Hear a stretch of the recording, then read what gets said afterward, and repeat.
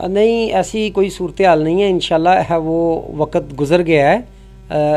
तहरीक ने दीन के लिए बड़ी कुर्बानियाँ दी हैं। इंशाल्लाह अब वो वक्त नहीं है कि इलेक्शन के दिनों में क्यों हमारे ऊपर क्रैकडाउन होगा, क्योंकि हम आइन के मुताबिक इस्लाम, पाकिस्तान और अवाम, सबसे पहले दीन इस्लाम की बात होगी, उसके बाद पाकिस्तान की बात होगी और उसके बाद पाकिस्तान में रहने वाले अवाम की बात होगी। अस्सलाम वालेकुम डेली पाकिस्तान ऑफिशियल के नाजरीन, मैं हूं आपका मेज़बान मोहम्मद कलीमुल्लाह भट्टी। आज हमारे साथ मौजूद हैं अमीर PP 165 इमरान कादरी साहब मौजूद हैं।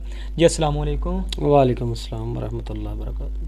इमरान भाई क्या हाल है, ठीक है? जी अल्हम्दुलिल्लाह, अल्लाह नबी का फ़ज़ल है जनाब। सबसे पहले तो हम इमरान भाई का शुक्रिया अदा करते हैं कि इन्होंने हमारे चैनल को टाइम दिया। इलेक्शन के हवाले से तहरीक लब्बैक पाकिस्तान का क्या मौक़िफ़ है?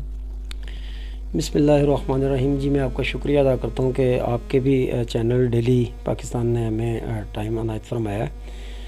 तो आपके ज़रिए ये पैगाम देना चाहते हैं कि इंशाअल्लाह अल्लाह और उसके रसूल के फ़ज़ल से तहरीक लब्बैक पाकिस्तान की पूरी तैयारी है। इलेक्शन शेड्यूल तय होते ही इंशाअल्लाह हम अपने PPs के अंदर और NS के अंदर भरपूर उम्मीदवारान जो है ना वो उतारेंगे इंशाअल्लाह, और उस पर जो है ना हमारी मुकम्मल तैयारी है। इमरान भाई, आपके इधर उम्मीदवार MP का कौन आ रहा है? देखिए जी, हमारे तहरीक की तरफ से, मरकज़ की तरफ से सबके दरवाज़े खुले हैं। जो भी ख्वाहिशमंद हज़रात हैं वो हमारे साथ रब्ता कर सकते हैं। तो हम इंशाल्लाह मरकज़ तक उनकी दरख्वास्तें पहुँचाएँगे और आगे जो मरकज़ का फ़ैसला होगा इंशाल्लाह वही होगा। आप हमारे नाज़रीन को बताएंगे कि क्या तरीक़ाकार है दरख्वास्त देने का? जी, उसका तरीक़ाकार ये कि एक दरख्वास्त फ़ार्म है जो मरकज़ की तरफ से इशू हुआ है, उसको हमने अपने ऑफिशियल ग्रुप के अंदर भी शेयर कर दिया है। और जो ख्वाहिशमंद हज़रात पर्सनल में हमारे साथ राब्ते में थे या जिनके बारे में हमें इल्म था, उनको भी हमने जो है ना वो दरख्वास्त फ़ार्म और उसका तरीक़ाकार जो है ना वो शेयर कर दिया है। इमरान भाई, अगर तहरीक लब्बैक पाकिस्तान की हुकूमत आ जाती है तो पाकिस्तान का वज़ीर आज़म कौन होगा? क्या साद हुसैन रिज़वी बनेगा वज़ीर आज़म? देखें जी, इस पर जो है ना वज़ीर आज़म वाली बात, वो पिछले दिनों भी साद भाई ने कहा था, एक साफ़ी ने सवाल किया था इक़्तिदार के बारे में, तो आपने फरमाया था कि इक़्तिदार की बात नहीं है, हम चाहते हैं कि रसूलुल्लाह सल्लल्लाहु अलैहि वसल्लम का दीन नाफज़ हो, रसूलुल्लाह सल्लल्लाहु अलैहि वसल्लम का निज़ाम आए, दीन तख्त पे आए, तो उसमें जो भी मरकज़ का शूरा का फ़ैसला होगा वही होगा। इमरान भाई, पिछले इलेक्शन में देखा जाए 2018 में तो तहरीक लब्बैक पाकिस्तान को लाखों की तादाद में वोट अवाम ने दिया है, लेकिन उनके उम्मीदवार नहीं आ गए। सिर्फ कराची में ही 2-3 सीटें थी जो तहरीक लब्बैक पाकिस्तान को दी गई हैं, तो इसकी क्या वजह है? देखें, इसका जवाब बारहा हमारे बड़े भी दे चुके हैं कि जब तक हमारा मैंडेट चोरी होता रहेगा ना तो तब तक यही सूरत हाल रहेगी। मगर इंशाअल्लाह हम पूरा उम्मीद हैं कि इस दफ़ा इंशाअल्लाह हम अपना मैंडेट चोरी नहीं होने देंगे और इस पर पूरी पहरेदारी भी करेंगे और इंशाअल्लाह कौम देखेगी कि हुजूर का दीन जो है ना वो तख्त पे आया। अमीर जो हैं तहरीक लब्बैक पाकिस्तान साद हुसैन रिज़वी साहब का बयान आया कि अगर आइंदा हमारे साथ ऐसे किया गया, हमारे वोट पे डाका डाला गया, तो अब धमाधम मस्त कलंदर होगा, अब हम पूरा पहरा देंगे। तो कैसे आप पहरा देंगे? जी देखें, हिकमत अमली होती है, इसमें ये चीज़ है कि हमें अपने अंदर मजबूती पैदा करनी चाहिए। कारकुन जो हैं, जो हमारे जितने भी वर्कर्स हैं, हमारे ज़िम्मेदारान हैं, ओहदेदारान हैं, वो इतनी मेहनत करें, इतनी अपनी तरबियत हासिल करें कि जिससे ये वक्त आएगा ही नहीं इंशाल्लाह। और इसी तरफ हम जा रहे हैं कि अपने अरकान की हम तरबियत फरमा रहे हैं, वर्कर्स की इलेक्शन के हवाले से तरबियत फरमा रहे हैं, उनको पूरा एक तरीक़ाकार जो है वो इलेक्शन का, इलेक्शन डे का वो इंशाल्लाह बता रहे हैं। वो हमने एक हिकमत अमली, एक प्लान तैयार किया है इंशाल्लाह इस दफ़ा कि हमारे हक़ पे कोई डाका नहीं डाल सकेगा इंशाल्लाह। अच्छा इमरान भाई, अगर इलेक्शन के दिनों में तहरीक लब्बैक पाकिस्तान पे क्रैकडाउन किया जाता है, कारकुनों की गिरफ्तारियाँ की जाती हैं, तो आप लोगों का क्या लाही अमल होगा? नहीं, ऐसी कोई सूरत हाल नहीं है। इंशाल्लाह है वो वक्त गुज़र गया है।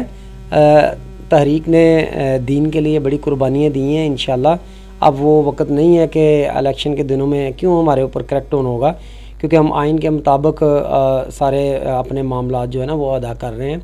और कभी पहले भी हमने कानून हाथ में नहीं लिया, ये तो इनकी बदमाशी है ना जो ये सारे मामलात हैं, मगर इंशाल्लाह ऐसा नहीं होगा, हम अपना हक़ पूरा लेंगे इंशाल्लाह।